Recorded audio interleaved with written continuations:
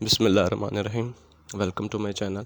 تو آج ہم شروع کرنے والے ہیں ڈاکٹر علامہ محمد اقبال رحمۃ اللہ علیہ کی بہت ہی مشہور نظم شکوہ۔ تو شکوہ سے پہلے اس کا ایک چھوٹا سا ہم تعارف کر لیتے ہیں۔ یہ وہ شہرۂ آفاق نظم ہے جو علامہ ڈاکٹر محمد اقبال رحمۃ اللہ علیہ نے اپریل 1911 کے جلسہ انجمن حمایت اسلام میں پڑھی تھی۔ علامہ ڈاکٹر محمد اقبال رحمۃ اللہ علیہ اپنی نظم تصویر درد پڑھنے کے بعد ولایت میں تعلیم حاصل کرنے کے لیے چلے گئے اور وہاں سے 1908 میں واپس آئے اور اپریل 1911 کے دوران تک یعنی 2-3 سال کے وقفے کے درمیان انہوں نے حمایت اسلام کے جلسے میں اپنی کوئی نظم نہیں پڑھی۔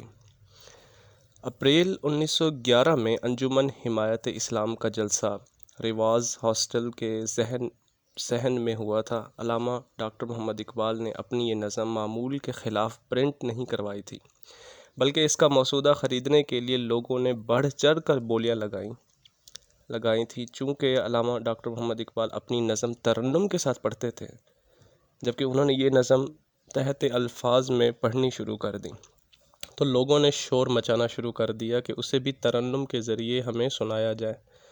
تو آپ رحمۃ اللہ علیہ نے لوگوں سے فرمایا کہ یہ نظم اس طرح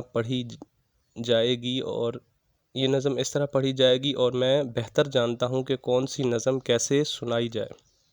یہ پنجاب ریڈیو میں چھپی تھی اور مخزن نے بھی اس نظم کو اپنے جون 1911 کی اشاعت میں چھاپ دی تھی۔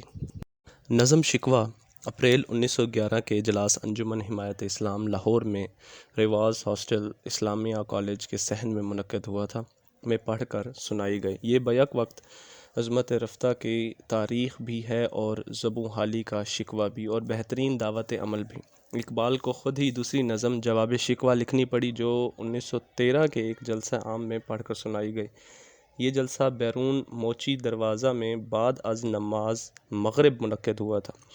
اب کہ نظم چھپی ہوئی تھی اور سینکڑوں کی تعداد میں جلسہ گاہ میں بک گئی، اس کی آمدنی کی پوری رقم بلکان فنڈ میں دی گئی۔ چلیں شروع کرتے ہیں۔